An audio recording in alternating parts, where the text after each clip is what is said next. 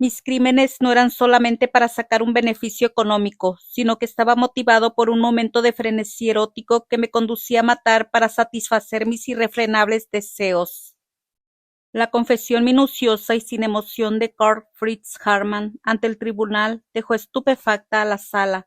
Durante 6 años las autoridades habían querido dar caza a uno de los psicópatas alemanes más buscados, un asesino en serie que aterrorizó a la población germana hasta el punto de apodarle el vampiro de Hannover o el carnicero, porque además de vejar y mutilar a sus víctimas, un total de 24, aunque pudieron ser más, Fritz utilizaba como estocada final el llamado mordisco del amor. Aquella mordedura arrancando la nuez de Adán llevaba a la persona directamente a la muerte. Nacido en Hannover, Alemania, en 1879, Friedrich Heinrich Karl Fritz Hartmann. De familia humilde y sin recursos, el pequeño desarrolló una fuerte timidez e inseguridad que le llevó a refugiarse en los brazos de su madre, mientras que su padre le castigaba por pasar más tiempo con niñas o por entretenerse con juguetes más femeninos. Su madre le cuidaba como si fuera una niña, le vestía como tal y aquello a ojos del padre era inconcebible. Por eso Fritz comenzó a sufrir brutales palizas y su madre se convirtió en su refugio. Aunque, como aseguró años más tarde a la policía, en realidad acabó obsesionándose con la matriarca y desarrollando una especie de amor enfermizo que le llevaba a fantasear sexualmente con ella. A esto habría que sumarle sus inclinaciones homosexuales. Si en casa todo era negativo, en el colegio la situación tampoco mejoró, porque el muchacho no mostraba dotes para el estudio y no había forma de enderezarle. El único modo que sus padres encontraron para que se reformara fue internarle en una academia militar a los 16 años. No duró mucho. Una serie de problemas médicos le llevaron de vuelta a casa. Aquí fue cuando tuvo el primer contacto con la policía. Le ficharon por acosar a otros adolescentes e intentar abusar de ellos. A raíz de aquello le diagnosticaron un trastorno mental y le ingresaron en el sanatorio de Hildesheim. Corría el año 1898. Tiempo después, y tras considerarle apto para vivir en sociedad, se reinsertó, pero inició una época como estafador y ladrón. Vivió 2 años en Suiza, antes de regresar a Alemania, y durante ese periodo vivió bajo un nombre falso, y volvió a enrolarse en el ejército, pero una vez más lo rechazaron por temas médicos. A la vez, seguía con su carrera como estafador y ladrón, y por tanto entrando y saliendo de la comisaría y de la cárcel muy frecuentemente. Montó una tienda que cerró pocos meses después, gracias a una pensión de invalidez. Finalmente, la policía terminó por utilizarlo como informante, debido a su perfil delictivo a partir de 1918. Fritz les pasaba toda clase de información y a la vez obtenía un salvoconducto para continuar cometiendo sus fechorías. Sin embargo, el 25 de septiembre llegó el primer crimen. Hartmann ya no se limitaba a perpetrar robos, fraudes y a desarrollar negocios de contrabando. El de carne fue uno de ellos, sino también a matar para satisfacer sus más bajos instintos. La víctima fue Friedel Roth, de 17 años, que previamente se había fugado de casa. Como hubo testigos que los vieron juntos, la policía consiguió irrumpir en su domicilio. No encontraron a Friedel, cuya cabeza estaba escondida tras la estufa, pero sí a un menor de 13 años desnudo en su casa. La justicia le acusó de abusos sexuales y fue condenado a 9 meses de prisión. En diciembre de 1920, una nueva colaboración como informante en otro caso policial llevó a Fritz a quedar en libertad. A partir de entonces, llevaría un doble juego manejando a las autoridades a su antojo. Aunque en el juicio solo se llegaron a demostrar 24 víctimas, la policía aseguró que fueron más de 100 los jóvenes asesinados por Hartmann, un hombre con un modus operandi muy concreto. Su lugar preferido para escoger a sus víctimas era la estación de tren. Durante horas, Fritz merodeaba por los pasillos del recinto en busca de jóvenes que cumplieran su perfil. El nexo en común de todos ellos era que procedían del mundo rural. De hecho, la mayoría eran muchachos que se habían escapado de casa y que arribaban a Hannover en busca de una oportunidad laboral. Otro detalle en esta selección era el color de la camisa.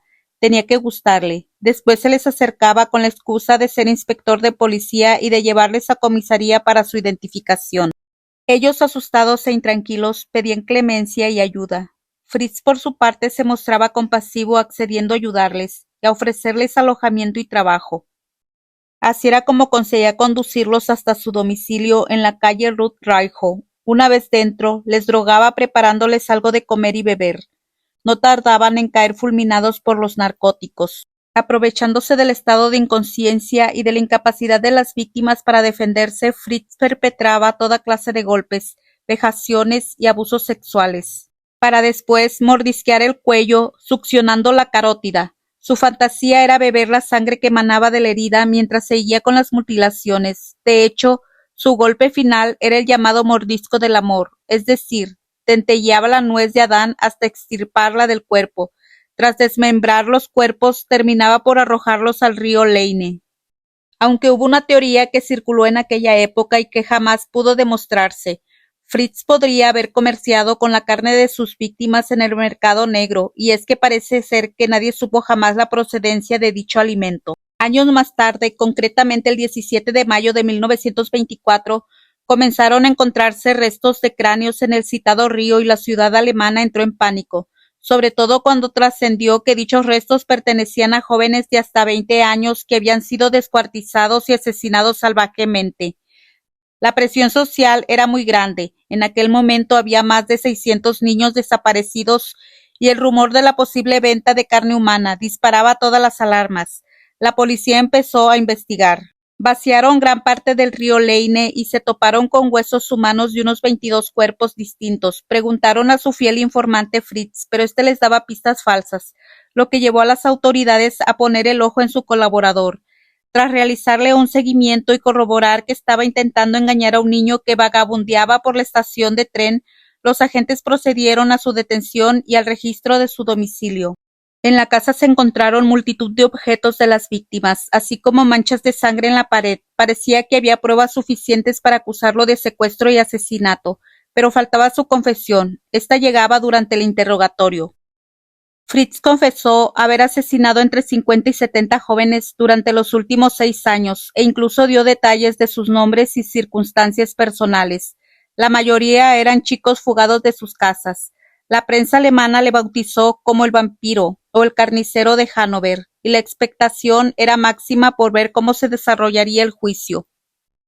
Este se inició el 4 de diciembre de 1924 y durante 14 días pasaron más de 200 testigos para probar que Fritz era el responsable de la desaparición de al menos 27 jóvenes.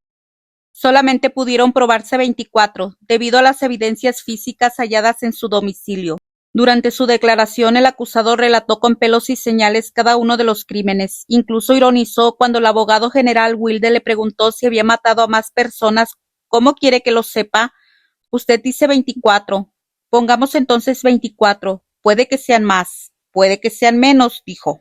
Entre las declaraciones más sorprendentes nos encontramos con la siguiente. Mis crímenes no eran solamente para sacar un beneficio económico, sino que estaba motivado por un momento de frenesí erótico que me conducía a matar para satisfacer mis irrefrenables deseos. Según los psiquiatras que le analizaron, Fritz tenía una personalidad camaleónica. Lo mismo se derrumbaba al confesar los asesinatos que bromeaba sobre los mismos sin ningún ápice de arrepentimiento. De ahí que los expertos, tras ser condenado a muerte, pidieron su cabeza para examinarla. Querían estudiar más profundamente su cerebro, que por cierto era más grande de lo normal. El cerebro de Hartmann sufría una inflamación en el periósteo craneal, lo que podría haberle causado algún tipo de patología. El 19 de diciembre de 1924, el tribunal condenó al vampiro de Hannover a 24 penas de muerte, y pese a que intentó paralizar la ejecución mediante cartas de arrepentimiento, esta llegó el 15 de abril de 1925. Me arrepiento, pero no le tengo miedo a la muerte, dijo antes de morir. Aquella madrugada, y lejos del escarnio público, varios agentes de policía condujeron al reo hasta el patio de la cárcel. Allí le esperaba el verdugo para proceder a su ejecución. Le decapitaron con un hacha y su cabeza pasó a formar parte de una investigación científica.